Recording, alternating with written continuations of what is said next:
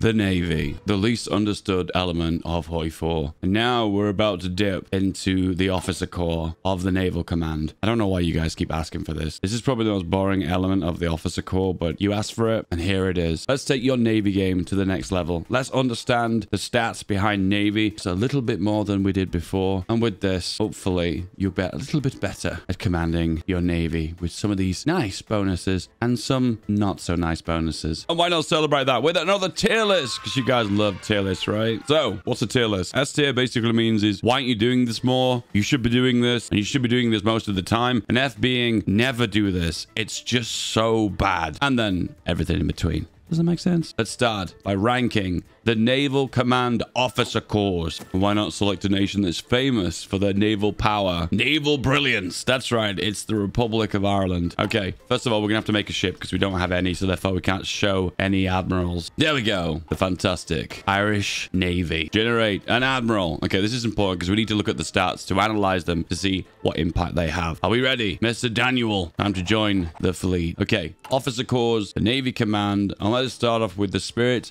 of the Naval Academy. We kind of starting from the bottom and working up here. So the first three can be grouped together into their own category. It means that when an admiral levels up, he has a chance, a 20% chance, of getting either +1 attack, +1 defense, or +1 maneuvering and coordination. You're probably thinking, that's great, right? Extra stats on my admiral? Fantastic. Well, if you look at the Spirit of the Academy, it's actually 50% for generals. So it's a severe nerf compared to a ground-based army, which unfortunately makes it pretty bad when it comes down to leveling up your generals. A 20% chance is really low. So technically, if you go from 1 to 9, you've got like a chance of getting 2 extra stats overall. It's pretty low. I suppose you could get a miracle general and you could level up every single time, every single one by rolling the magical dice every single time. But overall, it's not that great. And to be fair, the most important stats for your Navy are going to be attack and defense, where the one that gives 2 bonuses, maneuvering and coordination, those stats aren't as good. If you zoom in on those ones, you can see here, maneuvering, which gives extra retreat speed, which is okay, I guess, and then positioning. So positioning is your flat damage that you do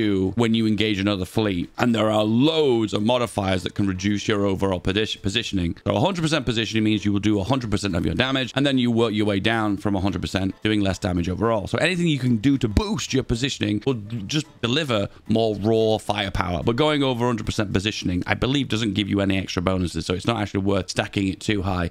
And the next one is fleet coordination. My understanding of fleet coordination is this just gives you a raw bonus to things like overstacking your general with too many ships. So death stacking is where you make a massive navy with loads and loads of ships. You can do it as France, as Italy, Japan, USA, Britain, because you've just got so many ships to begin with. But the downside to that is you suffer from a big penalty to your fleet coordination, which is another ability to deal raw firepower, and it disincentivizes you from making a massive fleet. So when it comes down to it, attack and defense, self-explanatory and amazing. Well, maneuvering and coordination aren't as good. You know, this is a tough one, this one, because overall, let's be real, they're all pretty bad. So when it comes down to ranking, it's a really difficult one. I think for the most part, I will give calculated restraint and instilled aggression a C tier. It's just just right in the middle, just because it has nowhere else to go. And to be fair, there aren't any of the good options. But it comes down to it, a very small bonus for signal training. Don't get carried away, guys. I'm not trying to say this one's better than the other two. It really isn't. For the most part, you want attack and defense on your admirals, but overall, it just gives you 1 extra stat, even though those 2 stats aren't even that useful anyway. So it's just ever so slightly better at a B tier. Next up, we have best of the best. So whenever you make a new admiral, he will level up twice for free, and it will reduce the amount of Navy intelligence to others by 5%. By the way, 5%, that's incredibly small. And it also means when you do roll new generals, they won't have any personality trait. So let's see if we can illustrate that. So we'll roll a bunch of admirals, loads of them. You can see different things like chaotic personality. Wow. Aviation enthusiast. Wow. Cuts corners. Wow, that's terrible. And career officer, which is actually pretty good. Actually gives extra XP,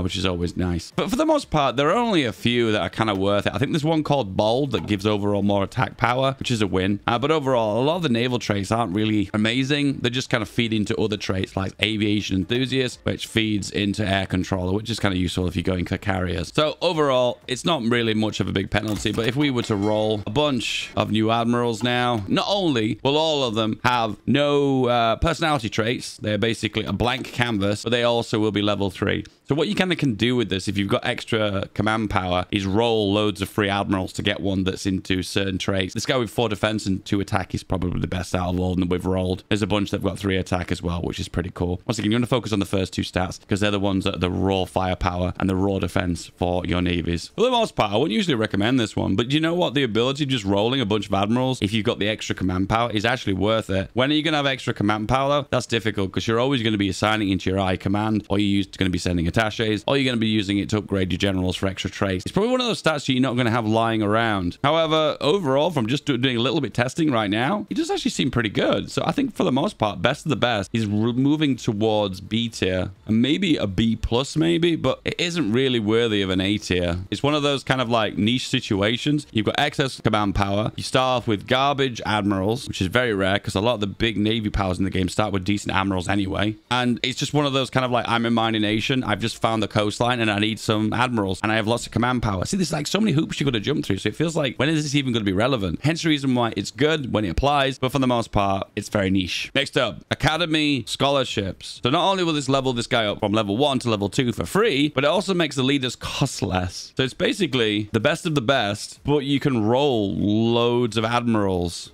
I know, I feel this urge to put D tier for this one because it's technically it's the best of the best, but you get in cheaper admirals. So let's just go for it and show an example. So overall, they're just a little bit cheaper. I feel like they need to be cheaper than 40% to be worth your while. So there you go. Look, you've rolled them, the level 2s now, but they have no personality traits. So what's the incentive to roll more? I guess you're trying to just roll them to get different stats. Surprisingly, 1, 2, 1, 2, 1, 2. We've rolled really bad ones as well. Once again, when are you going to do this? I suppose it's one of those instances where you've got no command power and you need an ability to get some admirals out and you don't want level 1s, I suppose. I think what really sucks is just how much this one is very similar to this one. Wow, I'm going to be real with you guys. I'll admit, Spirit of the Naval Command is probably the weakest part of the Navy Command Officer Corps. It just isn't very good at all. I think the only one that stands out of all of them is signal training. But be aware as well, if you have admirals that are already leveled up to level 6 at the start of the game, which some of the major naval powers do, this one's not going to benefit you anyway, if you think about it, because they're already leveled out max anyway. Technically, the best thing to do in a perfect world would be, let's say, roll generals that are really cheap, probably with the Academy scholarships, so you get loads of level 2s, and then use them in combat to go for signal training, can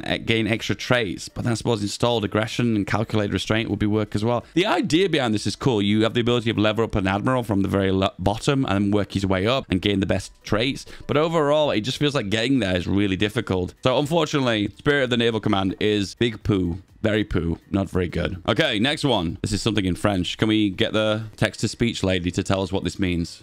Je n'école. Je n'école. That's the best you're going to get. And this makes research time for destroyers 20%. 20% is a nice amount. And it also makes the design cost for light ships reduced by 60%. So it's basically designing your actual navy itself. The problem is naval XP is so easy to come by. You train like a single ship, like 1 destroyer or 1 submarine, or even at the start of the game as Mexico when you've got like 3 ships, and you will gain a huge amount of naval experience. So making ship designs cheaper does not help you at all. This is going to save you like 3 or 4 naval XP in the long run, which is pointless. Next up, the research at 20%. I guess it's a substantial amount. However, Navy is always seen as like a side game. It's not the main game you're meant to be playing. So when are you going to do this? I guess that one instance where you're trying to catch up to spit out destroyers for screening ships. That one niche scenario where you've lost all your screening ships and you've got low screening efficiency. That's when you do this. But any other time, that's a big no. Once again, we've entered niche territory, boys. I can't really see any reason why you'd ever do this one. But there are definitely better options.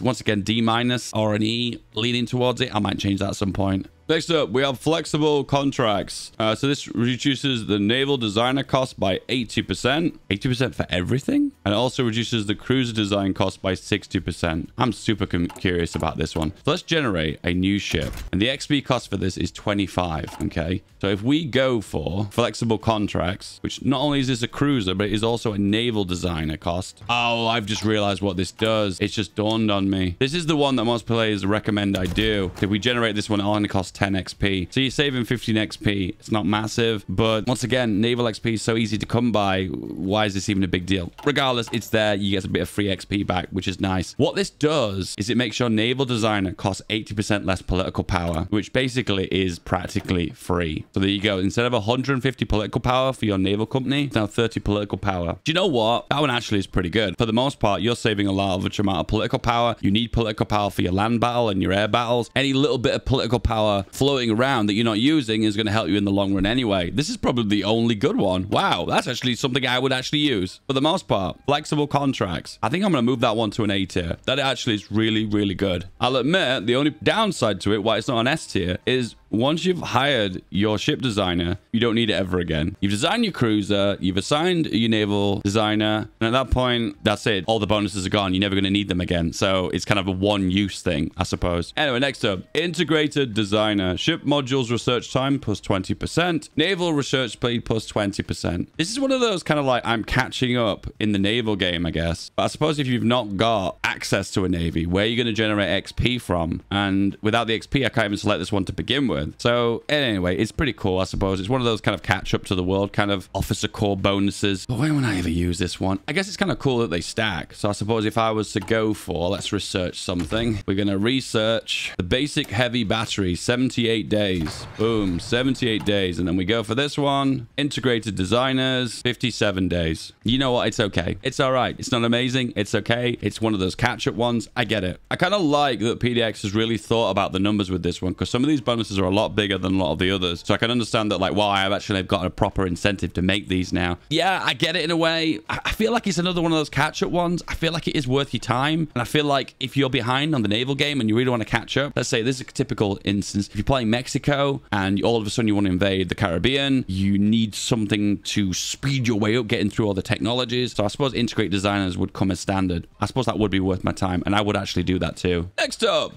one of my favorites, naval reform. So if you're ever exercising your fleet or gaining XP from, let's say, your chief of the navy, this will increase the amount of XP they gain by 20%. It's a win-win, really. It basically increases your gains of daily amounts of naval XP by an extra 15%. I feel like there's no reason not to do this one. Once again, the more naval XP you've got, the more doctrines you're going to get. And at the end of the day, that's the reason why you grind naval XP. There's no doubt about it, guys. This is my go-to, my bread and butter. I feel like I do this practically every single game, and you've probably seen it a few times in my games as well. This is an S tier. The only time you wouldn't want to go for this one is when you maxed out your doctrines. At that point, you don't need naval XP anyway. But I suppose, when is that going to happen? That's super late game anywho. So in that case, naval reform is an S tier. Next up, we have naval refit yards, gaining 25% fitting speed and 15% repair speed. So you all know making a massive battleship takes a lot of time. And a lot of the time, if that battleship takes a lot of damage in a battle, you're going to find yourself repairing over 6 months, which is painful, really painful, especially you spent so long building that ship, but then it's going to be in the dockyards again repairing. So this will reduce it by 15%. It's massive. And refitting means refitting is more efficient, and therefore it's cheaper. So overall, refitting speed is always a win. This one is really, really good. I will say, though, it is maybe a little bit niche, because if you're in a situation where you're straight up winning, it's not a big deal. And if you're not refitting, I suppose you're only benefiting from the repair speed, but you will always benefit from the repair speed. Overall, it's usually the hardest choice for me, because I'm always choosing between naval reform or naval refit. Usually naval reform to begin with, leading up to the war, and then I switch to naval refit when the war kicks off. Therefore, I can repair and refit if I need to. But I can understand why you would go for this one early if you're doing a mass amount of refitting. If you want to refit the entirety of your fleet, you'd go for this one and gain that 25%. Not only faster refitting, but 25% discount on the refit overall. Don't forget, it's not only doing it faster, but it's also doing it cheaper. Cheaper in HOI4 is also faster. Does that make sense? Yeah. Anyway, there's no doubt about it. It's just super strong. It's OP.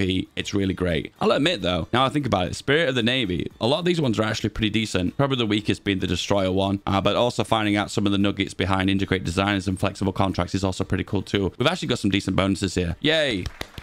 We've got some ones that are actually worthwhile. Anyway, last but not least, Spirits of the Naval Command. This is your ability for your Navy to actually do damage and do what navies do. Project naval power as well as do damage to other navies at sea. Close combat. Giving you 5% extra screening attack damage. So screening ships, light cruisers, and destroyers. If you're making a navy that's based around having lots of screens to deal lots of damage, this is a win. And torpedo screen penetration. It basically means is your destroyers will have torpedoes that can hit capital ships. Torpedoes counter capital ships, where light attack counters light ships, right? And penetration just means that you're more likely to get through the screening ships to actually hit the capital ships behind it. So to be fair, this is an all-round buff for your light ships. If you're making a light ship-based army, which most of the time is quite effective, this is going to be a massive win. This is pretty good. And for the most part, if you are making a navy that is based around screening ships, which is a meta strategy, especially like stacking light attack as much as possible, this is going to be quite effective. So A tier it is. Next up, night fighting. I think this is a really good one. Half of a day, you're going to get increased spotting at night, which usually is very low because of night anyway, and plus an extra attack at night. Plus you get a reduced visibility. Reduced visibility means you're harder to spot. And also when you're harder to spot, it increases your spotting chance overall as well. What can I say? This is another win, but the only downside to it is that only these bonuses will apply half of the time at night, put it that way. The other half is going to be in the day. So I guess this is another win-win. I feel like these bonuses are a bit of a no-brainer because you're gaining flat bonuses to the amount of raw damage you're going to be outputting. So I feel like it's a win. I will say one thing though. If you're not focusing on spotting and you don't really care too much about overall firepower, maybe you're just projecting your naval power to do a naval invasion. Overall, this one isn't really going to benefit that much overall. Hey, don't get me wrong. It's still pretty good. But overall, it's one of those situational ones where you are focusing just on the attack power and your ability to win those naval battles, which to be fair, most of these are the same thing anyway. But when it comes down to it, a raw attack bonus that happens day and night is better than one that only benefits at night. Does that make sense? Yes. Anyway, efficient communications. This is one of my no-brainers too. I do this one so frequently. Overall, more positioning is a win. I usually make death stacks because I don't really fiddle with the navy too much. And overall, I'm using death stacks to project naval supremacy, to do naval invasions. And usually when I engage the enemy fleet, I want to engage with my full death stack, which I'll have a massive positioning penalty because it'll be a massive fleet. And this will just take away a little small chunk of that positioning penalty, giving me 50% extra positioning. Back to me. It is an S tier, and most games I do this one. And don't forget, this benefits you in the day as well as the night, hence the reason why it is ranked so highly. Inclement weather experience. It reduces the bad weather penalty by 40%. Now, bad weather happens really frequently at sea. And if you look in random places in the world, we might be able to find some bad weather. Here we go. In the South Central Atlantic, we're experiencing a storm which has a massive penalty for all of your fleet, flat amounts, straight up. You'll find that bad weather will hurt carriers more than capital ships and screening ships. You tend to find that in bad weather situations, your screens tend to excel and your capital ships will suffer as well, but then carriers are practically obsolete. So if you have a carrier-based navy, this one is big. And when you tend to find in the open oceans, you will experience lots of bad weather situations. And if you're in a situation where you've got this massive carrier fleet, 4 big fat carriers with lots of screens, and they've got lots of capital ships, that battle will come out against you because, once again, the carriers will not be able to operate in their full capacity. Once again, it's one of those carrier-based ones. If you're making a carrier-based fleet, it's very, very good. If it's not a carrier-based fleet, it probably won't benefit you as much. I'm going to go with a B tier on this one. It is really good if you are making a carrier-based fleet. Overall, I won't bother with it. Next up, we have Brave Commanders. Retreat decision chance -5%, so they will fight a little bit harder before their choice to run away. I guess this can be seen as a pro or a con. Sometimes, a lot of the time, the AI makes a bad decision and it retreats you early, and you think to yourself, hang on, if you took on that fight a little bit longer, you may have been able to push them a little bit harder and therefore maybe sunk some enemy ships. And that's why sometimes it's a good idea to, when you look at your navies, to change the engagement risk. And there's some instances where always engage is actually worthwhile, particularly if you've got a fleet that's capital ship based and has lots of damage and has a full screening efficiency. In that case, you might be better off just going for the long slog and fighting it out eventually as Germany or Italy against the French or the UK fleet. Be careful. Test that one out, because the truth behind it is you could end up losing your entire fleet. You've been warned. Anyway, just to be aware, recap, it basically means they'll fight just a little bit harder before they choose to run away. But you do have control of that with that button I just showed you. Anyway, chance to score a critical hit plus 15%. You know, the hard part about this is that it's hard to see when you look at the overview of a battle screen if critical hits are being scored. And to be fair, with the battle screen, it's hard to see if damage is being scored, to be honest with you, other than the org bar and the HP bar going down. It's really not very visual. Overall, when it comes down to it, I don't know if this one's any good, because it's hard to know if you are scoring a critical hit during a battle. And there are loads of bonuses you can get as well through text that will increase or decrease the chance of critical hit, such as damage control. There you go. less chance of getting critical hits, more chance to hit your enemy and score one. But if both players have got all three of these locked out, they cancel each other out anyway, so it's pointless. Overall, do you know what? I think this is probably the weakest of the three, and personally, I just don't see the point in it. The only instance where I feel like this would be worthwhile is if one player is focusing on lots of super expensive, heavy capital ships, like for instance, Japan and the super heavy battleships, for instance. So less in numbers and more about quality and HP and armor, so therefore a critical hit would have more of a repercussions behind it.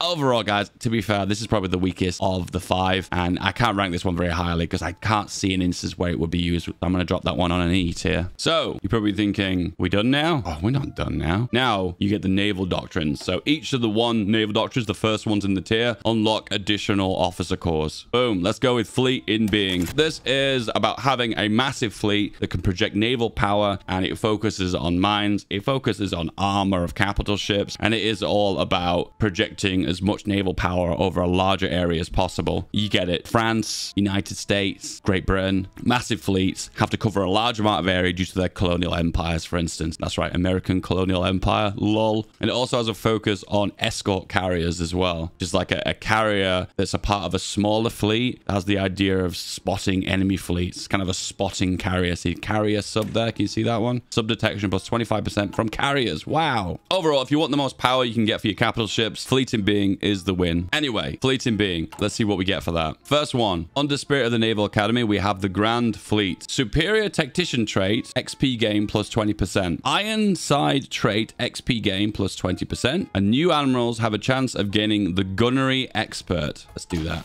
Here we go. Gunnery Expert. It increases the speed that you can get the Ironside trait by 50%. And luckily, he's also rolled bold as well. Bold is so good. Extra damage and extra naval speed. Both of those are wins. Big wins. Richard, you're amazing. You're amazing, Richard. And the Ironside is about capital ships. Hence the reason why the doctrine's all about it, which gives more armor overall for your capital ships. Then they can lead on to things like doing extra capital ship damage, reducing the chance of doing critical hits, and also gaining a shore bombardment bonus. But there is a cap on shore bombardment bonus, so this one's actually a bit rubbish. In brief, what it's doing is increasing the speed that you can get the Superior Tactician and the Ironside trait. And I suppose with Gunnery Expert, you're going to be getting the Ironside trait incredibly quickly, because that's going to be 50% quicker because you've got the Gunnery Expert, but then you get an extra 20% increase from the Ironside. So you're going to gain Ironside incredibly quickly, which is going to be great because it's all about capital ships. It's about HP, it's about armor, it's about ability to do big, heavy attack. At the end of the day, I think it's better to focus on admirals that are better at certain traits than it is focusing on raw stats. And I think when it comes down to it, I think Grand Fleet actually turns out to be pretty good. I think when it comes down to the default traits, I think it actually comes out on top. The hardest part, by the way, of these tier lists, it isn't telling you if they're good or bad. It's finding a place to put them compared to other traits. So whenever I place this, wherever I put it, I'm always thinking to myself, hang on, is this really better than this other certain trait? And for the most part, a lot of the time, it actually isn't. I'm going to be totally real with you guys. I think due to how unbelievably bad a lot of these are, I think these need to be massively ranked down. For the first time with a tier list, I'm going to massively changed tier of most of these, and I think a lot of these are so unbelievably bad they need to completely fall off the list completely. So I think we're going to install aggression and calculated restraint are going to go down to E tier. They're just so bad. The best of the best is okay, so that's going to drop to C tier, and then the academy scholarships is okay, and then it makes me move Grand Fleet up to B tier. It actually is worthwhile. Usually focusing on level up admirals is very difficult to do in HOI4 because you're usually doing lots of other things, but if you're looking to focus on making a capital ship armor base admiral, then I think Grand Fleet is the win. Next, we have Spirit of the Navy, and then we have Global Presence. This gives battleship research speed by 20%, heavy cruiser research speed 20%, and it also makes heavy ship designer costs minus 60%. To be honest with this one, it's probably one of the worst ones as well compared to some of these bonuses, which are actually okay, because when it comes down to what a battleship actually is in the research tree, it's just the hulls, isn't it? So 20% research for the battleships. I suppose if you are going for the battleships and that's the only thing you are focusing on, I suppose it's okay. Cheaper heavy ship design, 60% is just rubbish. You're going to save maybe 15, 20 naval XP, which naval XP is easy to come by. Now, overall, there's no reason to really select this one. This one overall is pretty bad. The only thing I want to go for this one, I'm going to pop it under D tier, by the way, is if I wanted to rush battleships and catch up with the world, I would go for that one. I can't think of any other reason why I would. No. It has to contain with naval refit yards, which both of those are really, really strong. That one at peace, and naval refit yards when at war. So it's going to be really hard to contest that. Next up, Spirit of the Naval Command. We have Decisive Battle. Naval hit chance plus 10%. Now, naval hit chance has been massively changed. So it's interesting to see that's making an appearance here. And it also reduces the retreat decision chance minus 10%. That's not necessarily bad. It just means that there's a chance they may get involved more in risky battles. And also fleet speed whilst retreating minus 10%. That's bad because if you are losing and your ships are trying to get away, they're going to retreat slower. So they're more likely to sustain damage in retreat as well as take heavy losses. So with this, you're either winning or you're losing really badly. There is no middle ground. And also torpedo hit chance plus 10%. Let's just have a little look at how much 10% hit chance actually is, because they increase hit chance with fire control, 5% hit chance with direct fire with the 1, and then the 2, and then the 3, and it gives 10%. So, okay, I think this is really strong. I never even knew this even existed. So the maxed out fire control gives a 10% hit chance for light attack and also heavy attack. And also, if we had a look inside of naval support and look for the homing torpedo, increases the hit chance of 10% for torpedoes with that technology. So this here is the equivalent of a maxed out fire control and also the most advanced torpedo in the game. That's pretty big. That is actually pretty big. The only downside to this is if you're not winning a battle here, you're going to get devastated. Not only will they fight for longer and less likely to retreat, but if they do retreat, they're going to absolutely get pulverized. If you select this, you better hope you're winning. Because if not, you're going to get absolutely dumpstered. This is a very old-fashioned, like, stiff upper lip attitude, isn't it? We go into these naval battles to win, and there is no other option, you know? Now, if you're playing as Japan, the UK, France, I guess all the nations are big navies to begin with. This is a for sure chance. If you're going to engage and you've got a superior fleet technologically and by numbers, you're going to do okay. But man, do not select this if you are Germany and you've got a smaller fleet or any other minor power that's a smaller fleet, because you are going to get absolutely devastated. I'd love to see the hit chance to see overall how effective this is. I kind of like the role play behind this one more than I actually like the stats itself. I'm going to go and give this one an A tier. I think for the most part, it has a slight niche application. However, 10% for hit chance for torpedoes and light and heavy attack is massive. It feels like you're getting free technology and it's a passive bonus. So it's a win-win if you ignore the downsides. And if it didn't have the downside, it would be definitely an S tier, no doubt about it. Next up, trade interdiction. So this is a focus having a small fleet, focusing on being under the radar by having smaller overall ships. So less focus on massive capital ships like battleships and more focuses on cruisers and battle cruisers. And also there's a little bit of a focus towards carriers as well, and a lot of focus towards submarine warfare. So basically, you understand that you cannot defeat your opponent in a one-on-one naval battle, so it's more about making the use of the smaller fleet that you actually have by staying underneath the radar. Trade interdiction. I think the only nation at the start of the game that has this is Germany. Okay, first of all, we have convoy warfare. So very similar to the previous one. Now we're getting bonuses towards Seawolf, which is a raw attack power for submarines. Blockade runner trait plus 20% as well. Once again, we'll all focus on towards survival and a 50% chance of getting Seawolf and blockade runner trait. So even if you don't get the traits, you will level them up and get them significantly quicker anyway. A blockade runner, retreat chance decision plus 20%, fleet speed whilst retreating. So as you guess, it's the opposite of fleeting being. Instead of being ballsy and being confident, it's all about kind of like fighting when you have the advantage and only fighting to win. And if there's even a small chance of a risk, getting the hell out of there. And that's kind of what blockade runner is. It's all about choosing just the right conditions for a fight. And it also gains you Seawolf quicker as well, which is this one, which is a massive 20% extra attack for submarines. 20% is massive, so it's not something to ignore. I find it really difficult to rank this one because I feel like it kind of leans maybe a little bit more towards roleplay than actually playing the game. A lot of the time when you're engaging in actual battles to eliminate your enemy fleet, you kind of know about the numbers. But once again, if you want to roleplay and focus more towards submarine warfare, that's going to be beneficial. The blockade runner one is not very good. I wouldn't usually recommend that one. I think we'll stick this one directly in the middle at C tier. Next up, we have submarine Submarine primacy. That's right. 20% extra research for submarines, and it also reduces the cost of submarines by 60%. That's the smallest bonus you're going to get because submarines are small. They don't have a lot of modules. They're not very expensive to produce when it comes down to the designs. So you're going to save very little naval XP with that one. 3, 4, maybe even 5. And the 20% extra research, I suppose it's great if you want to catch up. Once again, they're all about catching up, aren't they? Overall, I'm just going to give that one maybe a C tier. Don't get me wrong, 20% to research is massive. However, it's one of those instances where you're not really going to take advantage of it if you are catching up with the rest of the world and you're playing a minor power. I can see myself using some of these research bonuses if I was playing, let's say, Hungary and I reached the coastline, for instance. Anyway, finally, Spirits of the Naval Command. Surface Raiders. So this is very role play. The idea behind this is you're using capital ships as raiders. So instead of using traditional like submarines to do convoy raiding, you're using capital ships.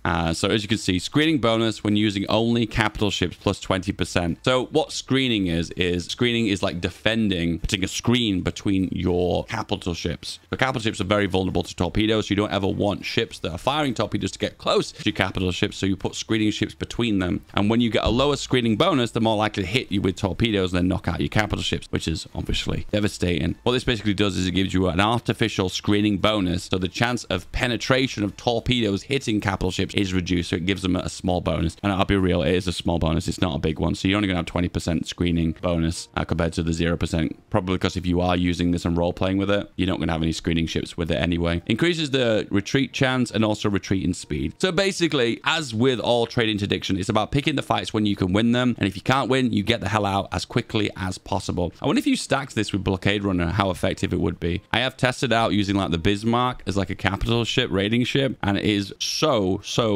not effective. Sure, you retreat quickly and you can get away and you're probably not going to take many casualties, but you'll take damage on board and therefore you'll go back to repair and your ships will be permanently in dock repairing, which is just not a good strategy. Overall, I can say hand on heart, you never want to do this.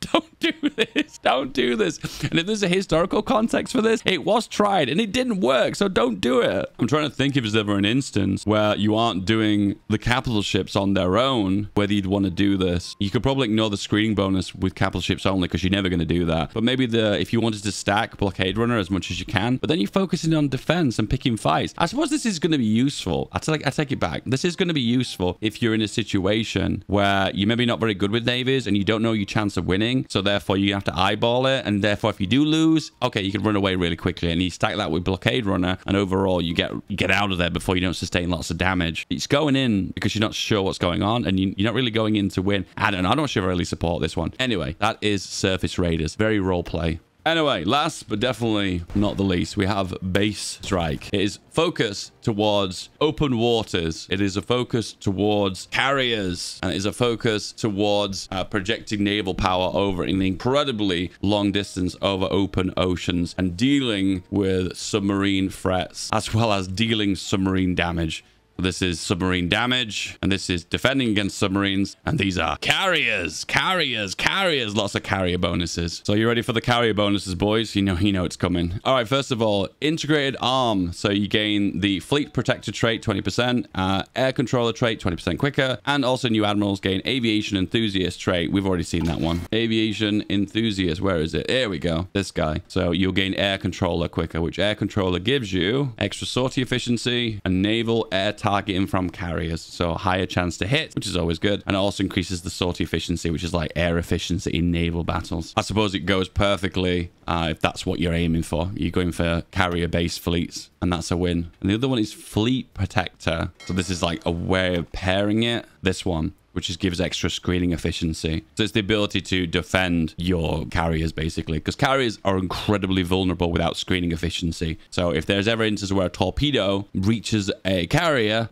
you're already in a bad way. Carriers need to be able to do their damage over such a long range, therefore to project lots and lots of damage. Well, the destroyers, they do what they do best, which is screen. So therefore pairing fleet protector with air controller is a winner chicken dinner. I think this goes without saying, really. I mean, if you are trying to find an Admiral that's got the right trait, I suppose that's a win. But if you're playing USA or Japan, don't you even start with one that's already an air enthusiast? I think you already do. I'll just stick this directly in the middle. Next up, we have Mobile Force, which gives aircraft carrier research 20% and carrier design cost. Once again, I don't even feel like you'd benefit from this one much. I suppose at the very start of the game, if you wanted to rush carrier 3, I suppose that would be beneficial to start making them. But otherwise, you want to rush that immediately because otherwise you're not going to have enough time to make carriers to be involved in the war. Once again, I'm going to stick that in the middle of a C tier. It's one of those ones if you want to focus on your carriers, you can. But I think carrier 2 at the very start of the game is reasonable. The one that's in 1936. Let's get the exact numbers right. I keep spitting numbers out. Yeah, the 1936 carrier is the one you'll probably use mostly. But if you really wanted to be ballsy, you could try and rush for this one just to get a little bit of extra deck space and just a few more planes in the air, which is worthwhile, I suppose. Last but not least, we have surprise attack. The retreat speed after the initial phase plus 10%. Hitting the enemy before he is aware of the threat. I'm going to be real. I have no idea what this means. So my understanding is that naval battles come in different stages and there's like a surprise phase to begin with. Do you know, I actually don't know. That's just a complete shot in the dark. I'm going to get loads of comments of you guys saying, why did he do this without knowing what they mean? Guys, if you don't know what it means, please comment below and let me explain me, educate me, because I'll be real. This is the very last spirit of the naval command and I have no idea what it actually does. So I'm going to be real with you. I have no idea where to place this one. So I'm just going to pop this one right there, right in the middle. No, honestly, guys, hand on heart, I have no idea where to place that one. I'll just stick that there for the time being. I don't really know fully how this works. I get a feeling there's like a setup phase, and there's a battle phase, and then there's a retreat phase. And it seems like you have ability to do damage before they even have an opportunity to retreat, which feels like it could potentially be OP if you have an overwhelming fire force and you up against maybe a fleet that's slightly slow that you could do lots of damage to it. That's the only thing I can think of. To be fair, if you are making carriers, the one you want to go for is not this one. It's the weather experience. Because as I mentioned to you before, carriers do suffer from a massive penalty in bad weather situations. The truth behind it is the planes on the carriers can't take off. So therefore, they're not going to do any damage. So it is what it is. Yeah, I think I'm going to pop this one in D tier. I feel like it's quite niche. And I feel like you'd always going to go for the weather one anyway. You know what, guys? I can say hand on heart, looking through all of these, they all have a use in certain circumstances. And there might be a combination of different officer core traits that could actually work. And I feel like even some of the worst ones do feel like they have an instance where they could be applicable and usable. And I suppose I'm still on the fence with installed aggression and calculated restraint, actually, because there's a chance that they actually could be worthwhile if you were looking to level generals. But once again, a 20% chance is so low. So guys, I can say hand on heart, there is no F tier for this one. GG. Hey, don't forget to like and subscribe. And if you enjoyed this video, you want more HOI4, this one would be a great addition. Give this one a try. Click it. This one. Next.